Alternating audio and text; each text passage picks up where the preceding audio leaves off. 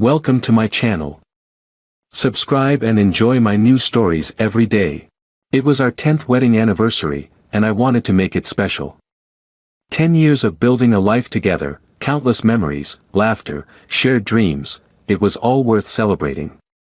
So, I decided to surprise my wife, Sandra, with something extraordinary. A cruise ticket to the Caribbean, an adventure we had both dreamed of but never had the chance to take. I spent weeks planning it.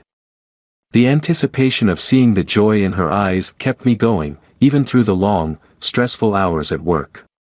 But as the day drew closer, something changed. Sandra's mood was different, her once cheerful demeanor turning distant, her touch colder than usual. Her late nights at the office became more frequent, with excuses piling up. "There's just so much work," she'd say, her eyes avoiding mine. At first, I wanted to believe her. After all, marriage goes through phases, doesn't it? I told myself that the cruise would reignite whatever flame we had lost. But doubt began creeping in, gnawing at me. I couldn't ignore it any longer. I needed answers. I hired a private detective, feeling ridiculous for even taking such a step. The guilt made me sick, but my instincts were screaming at me. I needed to know if there was something going on. It didn't take long before the truth surfaced. The detective's report arrived in an envelope, thick and heavy with the weight of my wife's betrayal. Inside were photographs, clear, undeniable evidence of Sandra wrapped in the arms of someone else. A man I vaguely recognized from her workplace. They were smiling, laughing, and kissing, oblivious to the world around them. Oblivious to me. I stared at the photos, feeling my chest tighten, my breath shallow. Rage built inside me, bubbling like lava ready to erupt. I wanted to confront her, to scream, to make her understand the pain she was inflicting on me. How could she? How could the woman I had loved for over a decade betray me so cruelly? The man she was with wasn't just a stranger, he was her coworker, someone she saw every day. The thought of them together made me sick. I was so angry that I confided in a few friends. My rage was no secret. Everyone knew. I could kill him, I had said in passing, more out of frustration than anything else. I was hurt, devastated, but I never meant it. The anger was blinding, but deep down, I knew I wasn't a murderer. I spent days trying to figure out what to do. Confront her. Leave her. The cruise ticket sat in my desk drawer, a cruel reminder of the love I thought we shared, now tarnished. I began imagining different scenarios, ways to make her feel even a fraction of the pain she'd caused me. Revenge brewed in the back of my mind, but I still wasn't sure what form it would take.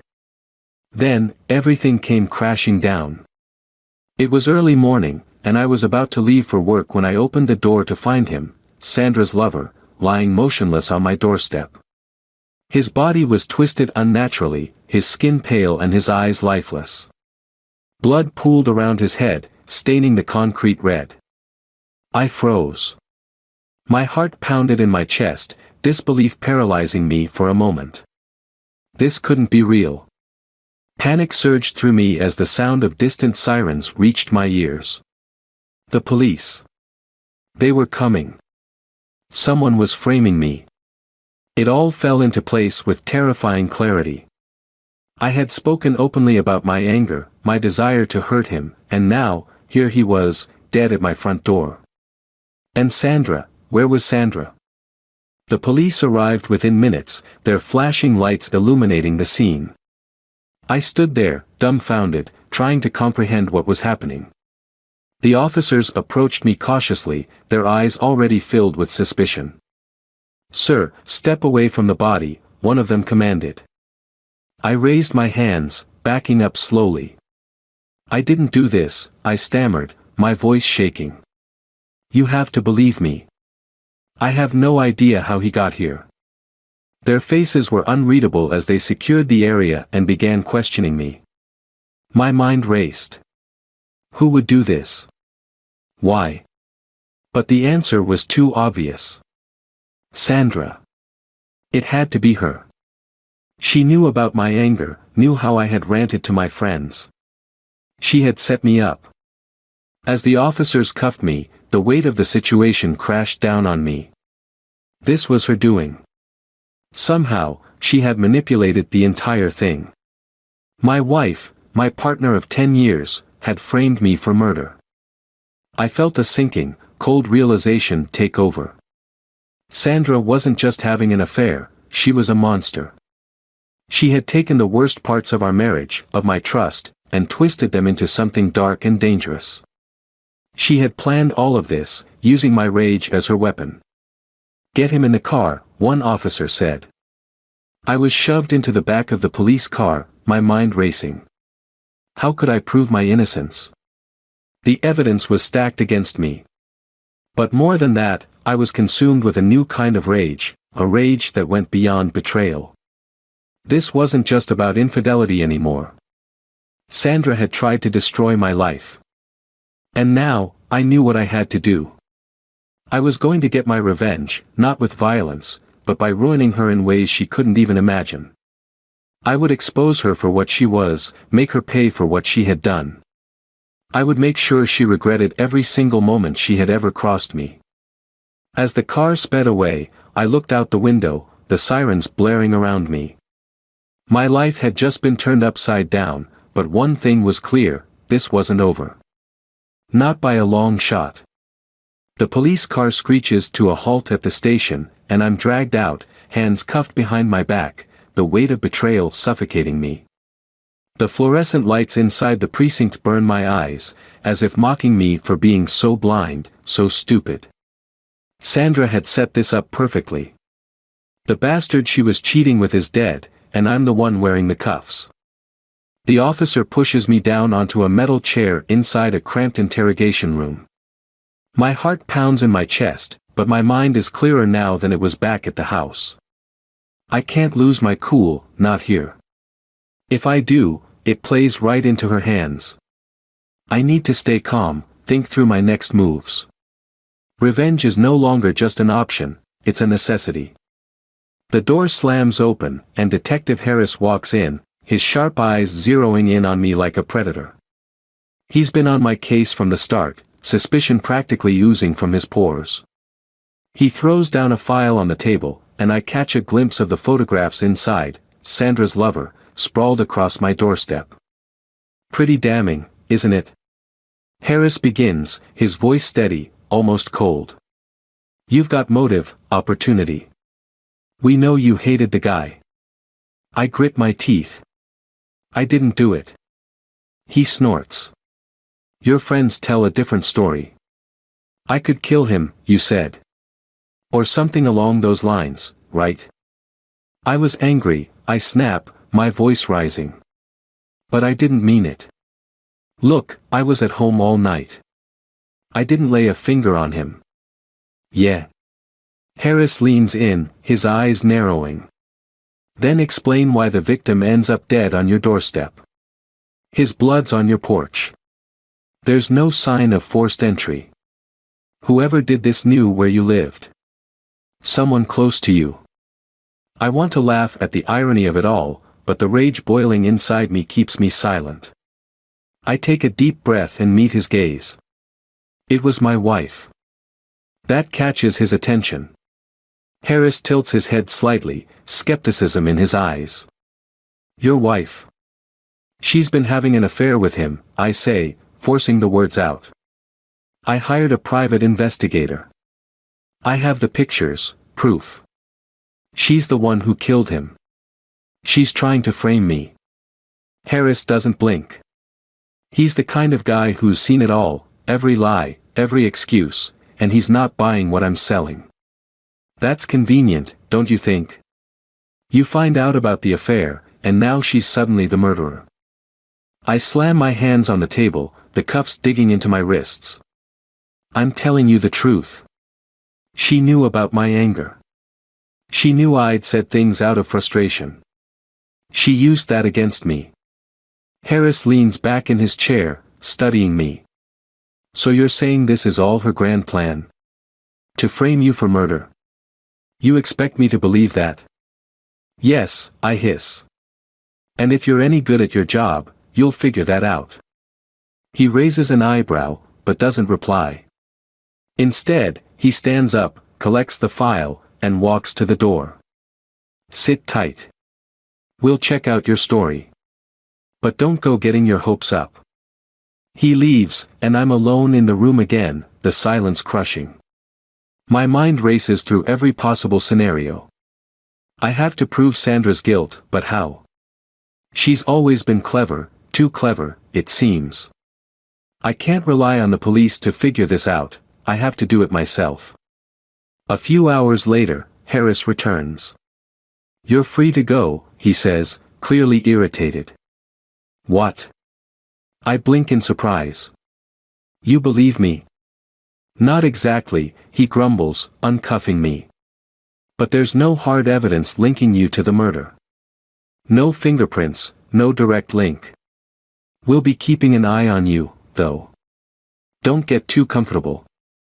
I rub my wrists, the relief only momentary. They don't believe me, but they have nothing to hold me on. Sandra's probably expecting them to charge me by now, to get me locked away so she can move on with her life, scot-free. I step outside the precinct, the cold night air hitting my face, and I finally allow myself a moment to breathe. But only a moment. This isn't over. Not by a long shot. The drive back home is quiet. My thoughts, however, are anything but. Every memory of Sandra is now tainted, every sweet word she ever said laced with venom. How long had she been planning this? What was she thinking as she watched me unravel? The house feels foreign when I walk through the door.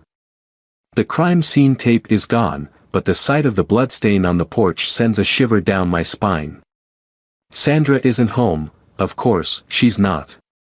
She's probably hiding somewhere, thinking she's won. I head straight to the bedroom, my mind already racing through the next step. I sit at the edge of the bed, staring at the closet door, knowing exactly where to look. Sandra's always been careful, but there's one thing she can't control, my knowledge of her habits. I pull out a box from the top shelf, a small safe where Sandra keeps her personal documents. She's smart, but I know the combination, our wedding anniversary, the very date she planned to ruin me. I punch in the numbers, and the door clicks open. Inside are a few documents, nothing unusual at first. But then, I find it. A small, black USB drive. It's not hers, and it certainly wasn't here before. My heart races as I grab it, rushing to my laptop. I plug it in, my hands shaking as I click through the folders. And there it is, security footage. From her office. From that night. The video shows Sandra leaving her office with her lover, heading toward the back exit. The timestamp is from a few hours before he was found dead. They're laughing, talking, and then they stop by his car. I fast forward, and there it is, the moment she pulls out a knife and plunges it into his chest. Over and over. I sit back, the shock hitting me all at once.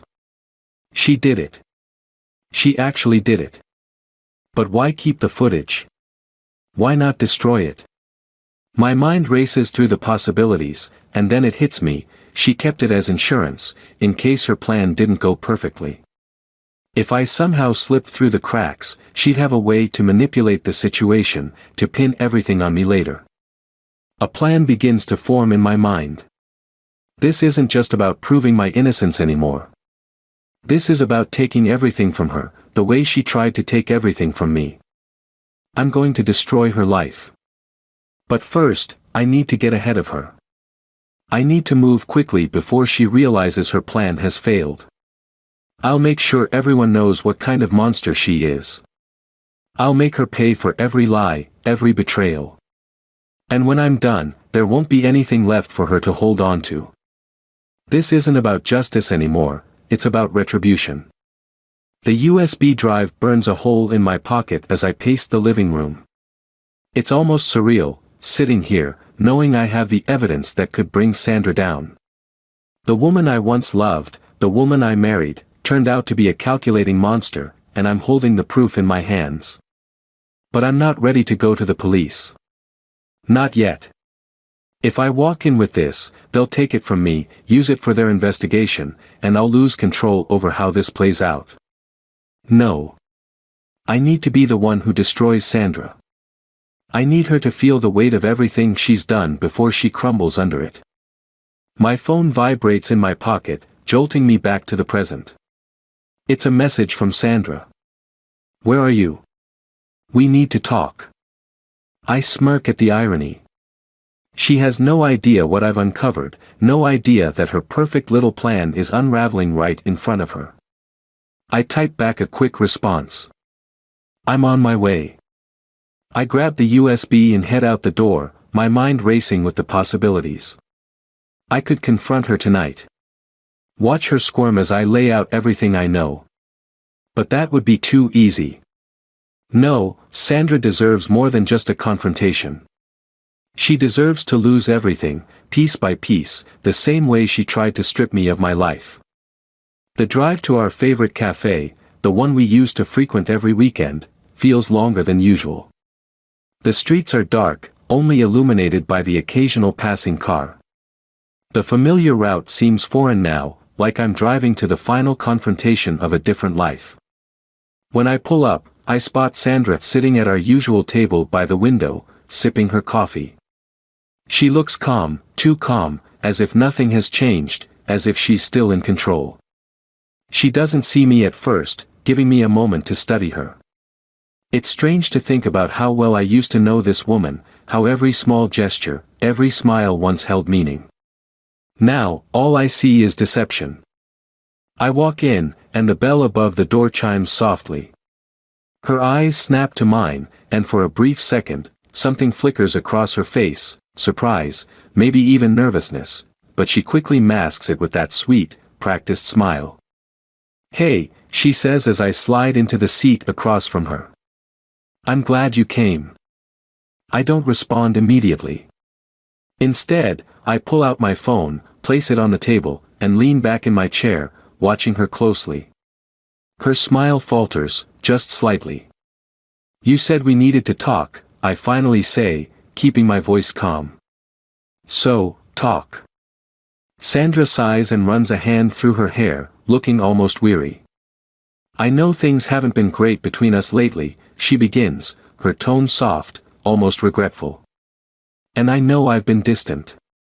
Work has been stressful, and I haven't been the best wife. My jaw tightens, but I stay silent. She's laying it on thick, trying to play the role of the remorseful spouse. I let her talk, let her spin her web of lies. I've been thinking a lot about us, she continues, her voice taking on a more pleading note. I don't want to lose what we have. I want to fix this, Alex. I really do. Fix this. I repeat, unable to keep the bitterness out of my voice. You think what we have can be fixed? Sandra frowns slightly, confused by my reaction. Of course it can. We've been through so much together. We can get past this. I lean forward, locking eyes with her. Past what, exactly? She hesitates, sensing the shift in my demeanor. You know, the distance, the problems we've been having. We just need to communicate better. Stop, I cut her off, my voice sharp. We both know that's not the issue here. Sandra's eyes narrow, her calm facade starting to crack. What are you talking about? I reach into my pocket and pull out the USB drive, placing it on the table between us. Her eyes dart to it, and I can see the panic begin to set in. I know about you and him, I say, my voice cold. I know everything. Sandra's face pales, and for a moment, she's speechless. She quickly recovers, though, her expression hardening. You had me followed. I don't answer. Instead, I push the drive across the table toward her. Go ahead. Take a look. You'll see what I know. Her hand shakes as she picks up the USB, but she doesn't plug it in. She knows what's on it. She doesn't need to see it to understand that her secret is out. The calm, composed Sandra is gone, replaced by someone desperate, cornered. This isn't what you think, she starts, but I cut her off again. Don't lie to me, I say, my voice low, full of the fury I've been holding back. You planned this, Sandra. You killed him and tried to pin it on me. You've been playing me this whole time. Sandra's lips tremble, and for the first time, she looks genuinely scared. Alex, please, you don't understand. No, you don't understand, I growl, standing up and leaning over the table. I'm not going to the police with this. Not yet. I want to watch you fall apart first. I want to see you lose everything, the way you tried to take everything from me. Tears well up in her eyes, and she shakes her head. I didn't mean for it to go this far, she whispers. It was a mistake. A mistake. I laugh, a hollow sound. You killed a man and tried to frame your husband. That's not a mistake, Sandra. That's calculated. That's cruel. She tries to reach for my hand, but I pull away, disgusted. Alex, please, we can fix this. We can. No, I say, cutting her off one last time. You can't fix this. You've destroyed everything, and now, it's your turn to suffer. I grab my phone and the USB drive, slipping it back into my pocket. Sandra sits there, broken, the tears streaming down her face. But I feel no sympathy for her. Not anymore. This is what she deserves. As I walk away, her voice follows me. Alex, wait. Don't do this. But I don't stop. I keep walking, out of the cafe, out of her life. There's no turning back now. This is just the beginning of her downfall, and I'm going to enjoy every moment of it. The days after the confrontation with Sandra blur together, a whirlwind of planning, cold calculation, and suppressed rage. I barely sleep, and when I do, the visions of her betrayal haunt me. But what keeps me going, what fuels me, is the revenge I've set in motion. It's been quiet on her end, no calls, no messages since that night at the cafe. I know she's scared, probably desperate, but I want her to feel cornered. I want her to squirm under the weight of the coming storm. The first blow comes swiftly. I leaked the footage from the USB drive, Sandra killing her lover, anonymously to her office and to her friends. I made sure it got into the hands of the people she'd least want to see it, her boss and the HR department. They think it's part of some sick joke at first, but by the end of the day, Sandra's world begins to crumble. She's fired, her reputation in tatters, and whispers follow her wherever she goes. I hear about it all from mutual friends who still think I'm none the wiser. Their messages flood my phone. You heard about Sandra? It's bad, Alex. Man, you're lucky you're out of that mess. They don't know the half of it. I watch from a distance as she begins to unravel. The walls of her perfect life closing in. But this is only the beginning. I've always been patient, and I know how to make her pain last. A week later, I sent her a text. It's simple. Meet me at the house. We need to talk. The house. The place we once called home. It's where I'll end this. I arrive early, preparing the final act of my plan. The once cozy living room is cold, the furniture sparse since I've started packing up. The divorce papers lie neatly on the table, unsigned by her, but that's about to change. I hear her car pull up, the sound of her hurried footsteps growing louder as she approaches the door. She enters without knocking, her face a mixture of fear and desperation. Alex, she breathes, her voice cracking. Please, we need to talk. We can fix this. I sit calmly, watching her, letting her words wash over me like they mean nothing. Sit down, I say, my tone devoid of emotion. Sandra hesitates for a moment but does as I say. She sits across from me at the table, her hands trembling. I push the divorce papers toward her, along with a pen.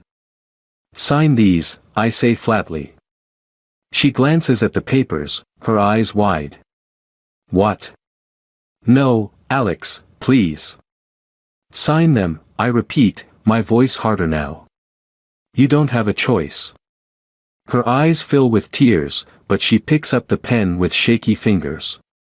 I watch her scribble her name at the bottom of the page, sealing the end of our marriage, the end of whatever fragile connection we had left. When she finishes, she looks up at me, her eyes searching mine for some trace of forgiveness, some sign that this can still be fixed.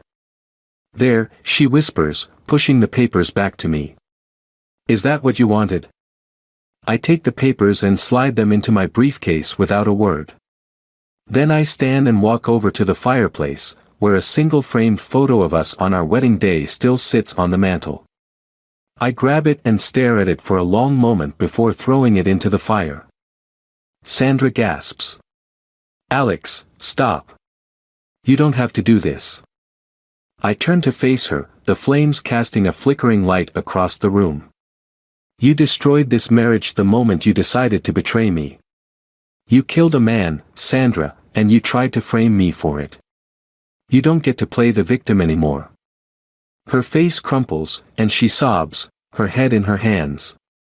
I didn't know what else to do. I was scared. I never wanted it to go this far. You never wanted it to go this far. I snap, stepping closer to her. You were willing to let me rot in prison for your mistakes. Don't you dare pretend you care about what's happened. Sandra looks up at me, her face streaked with tears. Please, Alex, I'll do anything. Just, please, let's stop this. I laugh coldly, shaking my head. There's no stopping this. You're done. I've made sure of that. Her eyes widen. What do you mean? I pull out my phone and press play on a recording. It's her voice, from months ago, captured during one of her secret meetings with her lover. The audio is clear, every word, every admission of her affair, her plan to frame me if things ever went wrong. Her face drains of color as she realizes what I've done. I sent this to your parents, I say, my voice chillingly calm. To your boss. To everyone you care about. Everyone you thought you could hide this from. Sandra staggers to her feet, panic gripping her. No, Alex, you can't do this. I already did, I say, stepping toward her. By the time I'm finished, you won't have anyone left to turn to. You're going to lose everything. Her back hits the wall, and she crumples to the floor, sobbing uncontrollably. Please, stop. I can't take it. I crouch down in front of her, my voice barely a whisper. This is what you deserve. For a long moment, I just watch her, the weight of my revenge sinking in. This is what I wanted, isn't it? To see her broken, to see her suffer like I did. But as I stand there, looking at the woman I once loved reduced to this, a strange emptiness settles over me. The doorbell rings, breaking the silence. Sandra flinches, her eyes darting to the door. I don't move. She slowly gets up, stumbling toward it, her face pale and tear-streaked. She opens the door, and standing there is a police officer. Mrs. Hill, the officer says. We need you to come with us. Sandra looks back at me, confusion and fear mingling in her eyes. What's happening? I called them, I say, my voice cold and distant. You're under arrest for murder. The officer steps forward, taking Sandra by the arm. Ma'am, you have the right to remain silent. As they lead her away, she turns to me one last time, her eyes filled with horror and disbelief. Alex, please, you don't have to do this. I'm begging you. I watch her go, my heart heavy with the weight of what I've done. The door closes behind them, and suddenly, the house feels unbearably quiet. I've won. I've taken everything from her, just like she took everything from me.